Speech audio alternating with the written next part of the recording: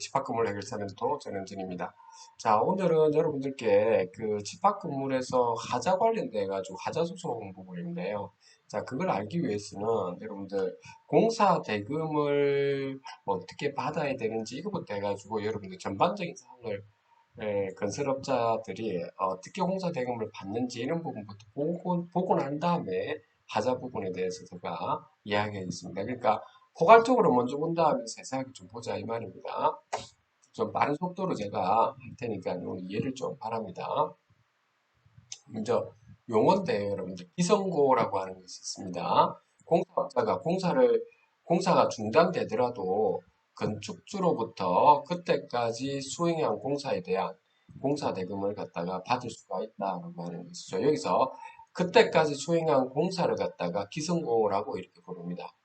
그래서 그때까지 수행한 공사에 대한 공사 대금을 갖다가 기성고 공사 대금이라고 이렇게 하는 거죠.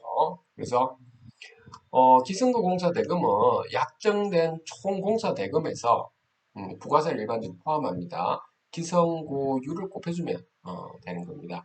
그리고 기성고율이라고 하는 것은 이미 시공된 부분에 소요된 공사비를 1번이라고 하겠습니다. 그다음 이미 시공된 부분에 소요된 공사비에다가 그 다음 앞으로 시공해야 할 부분에 소요될 공사비가 이제 2번이라고 하게 되면 음, 그래서 이를 갖다가 2로 나누어지게 될 때가 바로 기성고율이 되는 거죠. 이제 이렇게 해서 이걸 곱해주면 된다라고 하는 겁니다. 자, 예를 한번 좀 들어보도록 하겠습니다. 공사업자 A가 건축주 B로부터 공사대금 21억 원, 즉 부가세 포함해서 건물 신축을 도급받아가지고 공사를 진행했다는 겁니다. 21억 원이죠. 공사업자 A는 4억 원 부가세를 제외한 겁니다. 4억 원을 투입해서 공사를 진행하다가 건축주 B와 분쟁이 발생해서 공사를 중단하였습니다. 중단된 공사를 지금 재개해서 공사를 완공하기 위해서는 8억 원이 추가로 투입되어야 한다고 하겠습니다.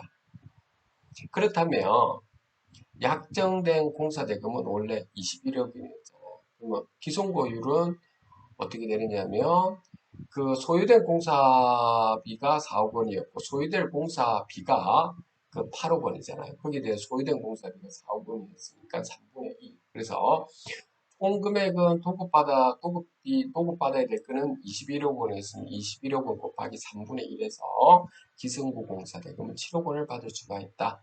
이제 이렇게 이야기를 한다라고 하는 거죠. 자, 이 부분 용어로 반드시 좀 하셔야 됩니다. 자, 두 번째로는 이제 공사비를 산정하는 건데 공사비를 일반적으로 지금 산정을 할 때 통상적으로 이제 재판장께서는 이 건축과 관련돼 가지고 물론 아시죠. 그런데 웬만하면 객관적으로 좀 살펴보기 위해서 법원에다가 이제 예, 이제 감정 신청을 해서 전문가를 통해서 감정을 받아야 되는 거죠. 그래서 법원 감정인을 선정하는 절차가 어떻게 되느냐 하면 공사대금 소송을 제기한 공사업자가 있죠. 법원에다가 감정 신청서를 갖다가 이제 제출을 하는 거죠. 그러면 법원은 감정 신청을 채택하고 법원 감정인 풀에서 3명 정도의 감정인 후보자를 선정하는 풀이라는 말은 그냥 데이터베이스로 생각합니다. 거기에서 3명 정도 감정인 후보자를 선정하는 거죠. 그래서 감정인 후보자는 감정 신청서를 좀 받아보고 감정에 소요될 예상 감정 비용을 갖다가 견적서 형태로 해서 법원에 제출을 하죠. 그러면 법원은 공사업자 및 건축주의 의견을 지금 반영해서 감정 후보자 3명 중에서 1명을 감정인으로 이제 선정하는 거죠. 그래서 보통 가장 적은 금액의 견적을 제시한 감정인 후보자가 감정인으로 최종 확정이 되죠. 그래서 감정인이 확정되면 공사업자가 이제 감정 비용을 먼저 신청한 사람이 먼저 감정 비용을 일단 납부하는 나중에 받습니다. 감정 비용을 이제 납부를 하는 거죠. 그래서 법원은 감정기를 이제 지정하고 감정기일을 갖다가 이제 출석시켜서 감정인으로 하여금 감정인 선수를 하게 하고 있죠. 그다음에 공사업자 및 건축주는 감정기일에 출석해서 판사 및 감정인에 관한 의견을 갖다가 진술하게 하는 거죠. 그래서 감정인은 현장을 방문하고 자료조사 등을 토대로 해서 소유된 공사비라든지 소유된 공사비를 선정하고 그다음 감정서를 작성해서 법원에 제출하는 거죠. 근데 여기서 그러니까 중요한 거는 감정 절차에서 핵심이 뭐냐면 6번입니다. 6번. 이게 감정기일에 이 공사업자나 건축주 반드시 참석해야 됩니다. 그 감정인과 좀 소통을 해야 됩니다. 소통을 하기 위해서 요때 있죠. 감정 대상과 감정 방법에 대해 충분히 논의를 좀 하십시오. 예를 들어 보면 건물에 예를 들어서 누수가 발생했다라고 한다면 건축주가 간단하게 누수 하자를 갖다가 보수 요청을 하는 요 정도만 했다면 그것만 딱 앉아 판단인이 앉아 실제 앉아 현장 조사해서 요것만 딱 본다는 거예요. 그런데 아직 건축주 입장에서 이제 앉아 그 공사업자한테 이제 그 손해배상으로 받아내기 위해서 어떻게 하느냐 누수가 있을 때 누수 하자를 근본적으로 해결하는 방법 여부에 대해서 질문을 하면서 어떤 조치가 필요한지 근본적으로 해결을 위한 보수에 필요한 공사비 요청 등 이런 것들을 하게 되면 훨씬 더 감정인이 좀 더 세밀하게 보면서 나중에 손해배상 금액이 좀 커지겠죠. 이런 부분입니다. 자, 추가 공사 지금 대금인데요. 기준은 그 추가 공사가 있을 거고 완전 처음부터 추가 공사하는 게 있을 거고 기존 공사에 대해서 이제 그 변경 공사도 있을 거고요. 추가 공사 계약서가 존재 이제 이런 부분을 갖다가 이 세 가지 기준에서 우리가 살펴보는 건데 애매한 경우도 있죠. 애매한 경우 추가 공사 대금에 대해서 진짜 추가 공사인지 변경 공사인지 뭐 이런 게 애매한 경우가 있습니다. 그럼 법원 감정인이 감정 해결을 해야 되죠. 그래서 산정 방법으로는 기존 공사와 동일한 유형의 공정이었다라고 한다면 추가 공사 수량에다가 공사 도급 계약서의 단가를 높여주면 되는 거고 별개 유형의 공정이 질적으로 확대되었다면 추가 공사 수량에다가 추가 공사 완료 시에 단가를 해주면 되는 거죠. 그래서 근데 이런 부분도 추가 공사 대금도 요것 때문에 또 분쟁이 좀 많으니까 반드시 그 추가 공사 계약서를 별도로 이제 좀 마련해 둬야 되겠죠. 그러니까 계약서를 잘 좀 적어 주시라는 겁니다. 공사 계약서는 그 부가세 별도라고 명확히 또 기재해야 됩니다. 이런 부분도 계약서에. 그다음에 이게 채권 회수 부분인데 이제 공사업자 입장입니다. 이제 채권 회수 부분에서 그 건축주가 재산이 없는 경우에는 미등기 건물을 가압류할 수밖에 없는 거죠. 재산이 없는 경우.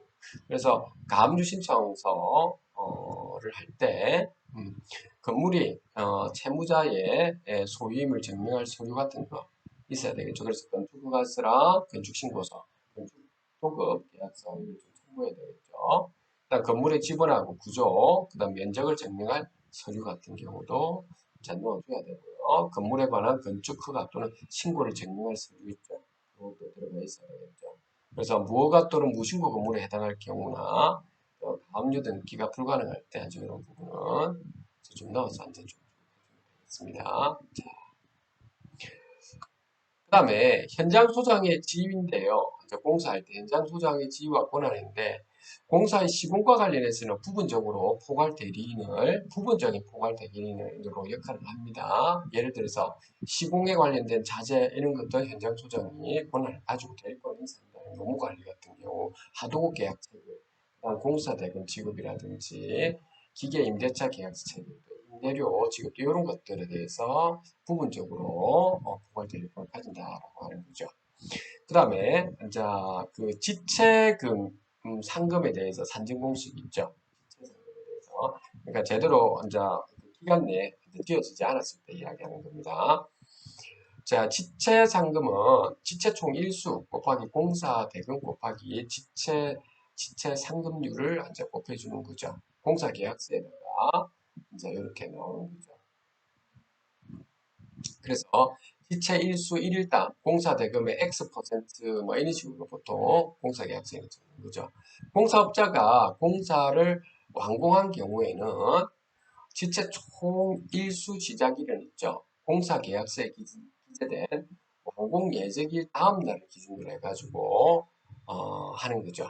그다음 실제로 완공된 날까지의 지체 총 일수를 이제 지체 총 일수 합니다. 공사업자가 공사를 완공하지 못한 경우도 있죠. 그러니까 공사 완공한 경우 이렇게 해서 아까 공사 대금액고 지체 총 일수하고 지체 상금률을 곱해주면 되는데 공사를 완공하지 못한 경우에는 지체 총 일수 시작일은 무한정 늘어날 수도 있고 완공 못하면 그래서 공사 지체 총 일수 시작일은 공사 계약서에 기재된 그 완공 예정일 다음 날부터 출발을 하는데 건축주가 그 계약을 해제하고 다른 제3자를 시켜서 공사를 완공할 수 있었던 때를 종료일로 삼아서 지체 총 일수를 일반적으로 산정을 하게 됩니다. 근데 주의사항은 뭐냐면 계약을 갖다가 실제로 해제한 때가 아니라 계약을 해제할 수 있었을 때를 반영한 그러니까 실제 앉아 좀 빨리 앉아 계약을 해제해가지고 바로 진행해야지 너무 질질 끄는 거는 있죠. 그것을 그 지체 총일수로 보지는 않는다 이 말인 겁니다. 다른 제3자를 새로운 공사업체로 선정한 때 필요한 시간을 지금 반영을 좀 해야 되죠. 그 다음에 그 새로운 공사업자가 공사를 진행해서 실제 공사를 마친 때가 아니고 있죠. 새로운 공사업자가 공사를 마칠 수 있었던 때를 반영하는 겁니다. 자, 이런 부분입니다. 그래서 객관적으로 한자 부분에서는 좀 살펴본다는 겁니다. 예를 들어 보면은 건축주 A와 공사업자 B가 공사 계약을 체결했습니다. 공사 대금은 1억 원이라 하고요. 공사 완료 예정일은 2021년 12월 31일 날 해보도록 하죠. 그런데 지체 상금률은 지체 일수 1당 공사 대금 0.1%로 이렇게 계약서에 넣었다고 합니다. 그러면 공사업자 B가 2022년 1월 31일 날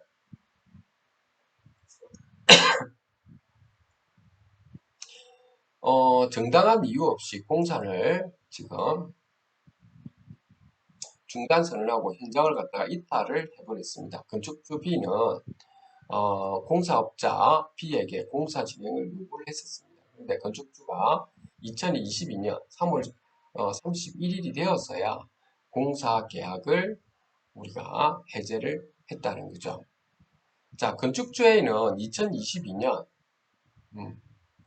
그냥 4월 30일이 되어서야 이제 새로운 공사업자를 구했다는 거예요. 실제로는 14일이면 새로운 공사를 구할 수 있었음에도 그럼 새로운 공사업자가 그 7월 31일이 되었어 공사를 완료했다는 겁니다. 그러면 실제로는 6월 30일이면 공사를 완공할 수 있었는데 그러면 형식상 지체일수는 아까 제가 2022년 1월 1일부터죠. 원래 2021년 12월 30일 완료되어 있어야 되는데 1월 1일부터가 실제로 공사 완료된 그 7월 31일까지 212일이잖아요. 그죠? 이제 이렇게 될 텐데 형식상으로는. 근데 실제 지체 일수는 212일이 아니고 지금 보시면 2002 1월 31일에 공사 계약을 해제할 수 있었죠. 그래서 그 3월 31일까지 해서 지금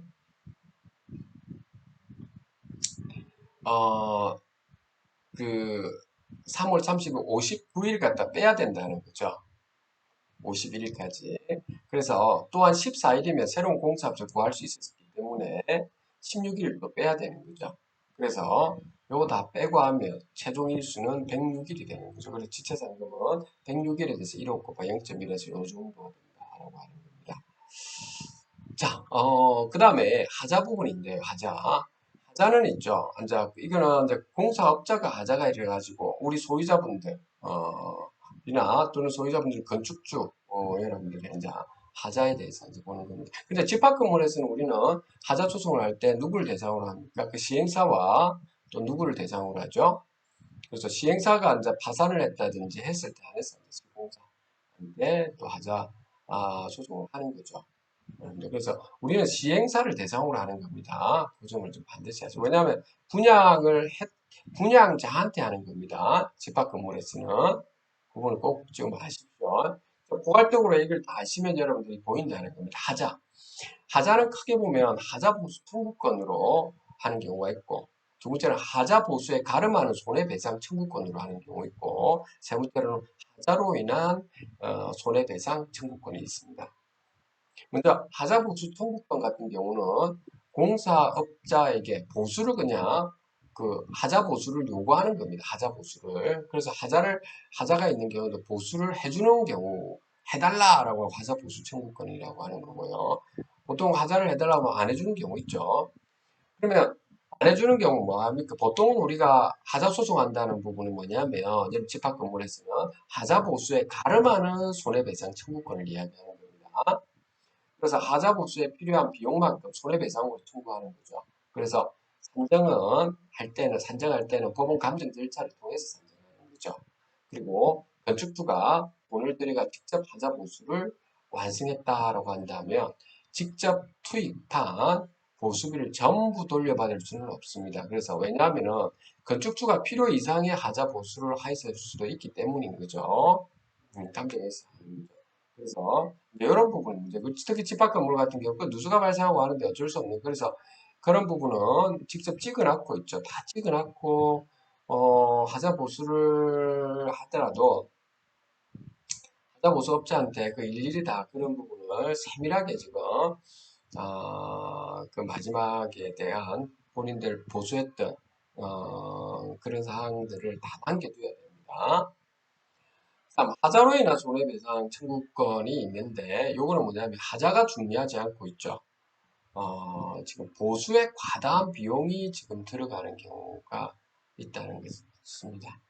그 보수에 과다, 그러니까 실무에서는 거의 사용되지가 지금 않고 있다라고 하는 건데, 그러니까 보통은 요거 두 번째 거를 하다는 건데, 음.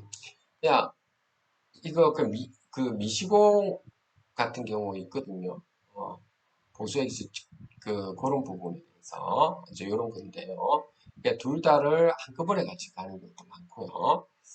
자, 그다음 마지막으로 여러분들 그 하도급 직불 합의 시, 자, 요 부분 보겠습니다. 보통 우리가 도급인이 우리 발주자가 되죠. 그다음 원 사업자가 수급인이 되죠. 수급인, 하도급인 이렇게 이야기하고 또 수급인이 있죠. 그래서 수급인은 하수급인 이렇게 되죠. 그래서 도급인, 원사업자, 그다음 수급인 이제 이렇게 하수급인 이렇게 이 세 가지 단계를 거치는 경우가 있거든요. 자, 주의사항은 뭐냐면 공사 계약 체결 시가 아니고 있죠. 직불 합의 시를 기준으로 적용될 하도급법이 지금 결정이 되는 거죠. 그래서 직불 합의는 반드시 도급인, 원사업자, 수급 사업자 3인의 합의가 있어야 된다는 겁니다. 완전 계약사에 요분 세 사람이 다 합의가 다 이루어져야 된다는 겁니다. 그 도급이라고 원사업자 있고 요 우리가 하청업체 뭐 이렇게 하죠. 하청이 하청 줬다 이렇게 할 때 그걸 이야기하는 겁니다. 그래서 직불합의 시기에 따라서 원사업자의 채권자가 도급인에 대한 공사대금 채권을 그 가압류안 되지 압류 채권 추심 전부 명령을 한 경우에 효력이 지금 달라지는 거죠. 직불합의 시기에 따라서. 그러니까 특히 수급인 입장에서는 반드시 이런 부분을 다 보셔가지고 다 계약을 할 때 지금 직불 합의를 다 하셔야 됩니다. 예, 수급인 입장에서 직불 합의서의 확정 일자 등을 받아두는 방법도 지금 필수적인 거죠. 수급인 입장에 좋다는 겁니다. 도급인이 직불 합의서에 서명 또는 날인을 해주지 않는 경우에는 그 수급 사업자가 원사업자로부터 원사업자의 지금 도급인에 대한 공사 대금 채권을 확정 일자부로 채권 양도를 갖다가 지금 지금 받아두는 것은 좋죠. 채권 양도를 이 둘 사이에 좀 받아두는 게 좋다는 겁니다. 아셨죠? 수급인 입장에서. 오늘 그래서 여러분들에게 이제 전반적으로 하자와 관련된 공사 대금에 대해서 집합부분에서 좀 살펴보았습니다. 여기까지 여러분들하고 하도록 하겠습니다. 감사합니다.